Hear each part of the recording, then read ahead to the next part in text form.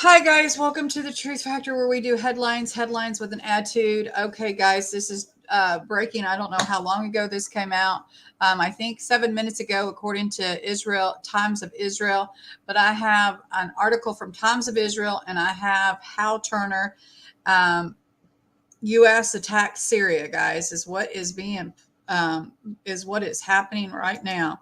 So let me get right to these articles, guys. It's late in my house and I got to get up early. So I don't want to prolong this. Breaking news, U.S. attacks Syria. The U.S. military launched airstrikes early Friday on two locations in eastern Syria, which the U.S. claims without evidence are linked to Iran's Revolutionary Guard Corps. The Pentagon said that the strikes were in retaliation for a slew of drone and missile attacks against U.S. bases and personnel in the region that began earlier last week. According to the Pentagon, there have been at least 12 attacks on U.S. bases and personnel in Iraq and 4 in Syria since October 17. Air Force Brig General Pat Ryder said 21 U.S. personnel were injured in 2 of those assaults that used drones to target al-Assad Air Base in Iraq and al-Tanif garrison in Syria.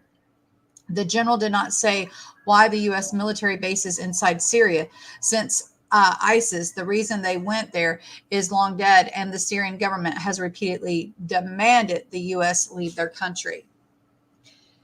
Okay, and here we have from Times of Israel, U.S. strikes sites used by Iran and its proxies in Syria after attacks on American troops.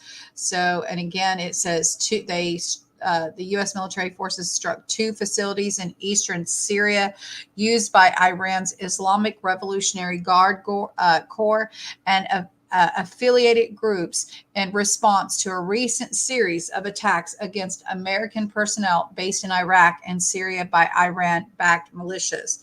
The U.S. Defense Secretary Lloyd Austin announces 1 American contractor for the U.S. military died from a heart attack while sheltering during one of those strikes, and 21 U.S. soldiers suffered, were lightly injured, were returning to duty shortly thereafter, the Pentagon says. Biden directed today's action to make clear that the United States will not tolerate such attacks and will defend itself, its personnel, and its interests, Austin says in a statement. Austin stresses the U.S. does not seek conflict and has no intention nor desire to engage in further hostilities. But these Iranian-backed attacks against U.S. forces are unacceptable and must stop. Iran wants to hide its hand and deny its role in these attacks against our forces. We will not let them. If attacks by Iran's proxies against U.S. forces continue, we will not hesitate to take further necessary measures to protect our people, the U.S. Defense Chief says. These narrowly tailored strikes in self-defense were intended solely to protect and defend U.S. personnel in Iraq and Syria.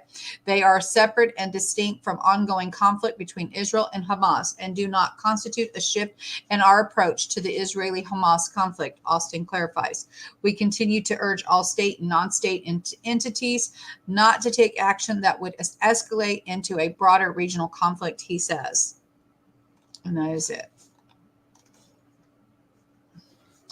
So, guys, I don't know what's going to happen from here. It does look like we have made a strike. I guess I can't get so upset over the red line anymore, can I?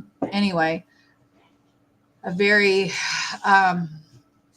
interesting development. I didn't see that coming. I don't know if you did, because I really did think he was all bark and no bite.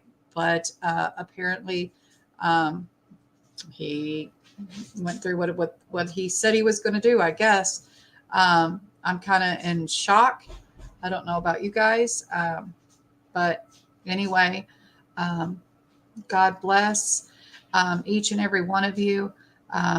We'll be praying here in this house, and I hope you guys will pray for our men in the Middle East and even here. Anyway, God bless you guys and have a wonderful evening. Bye.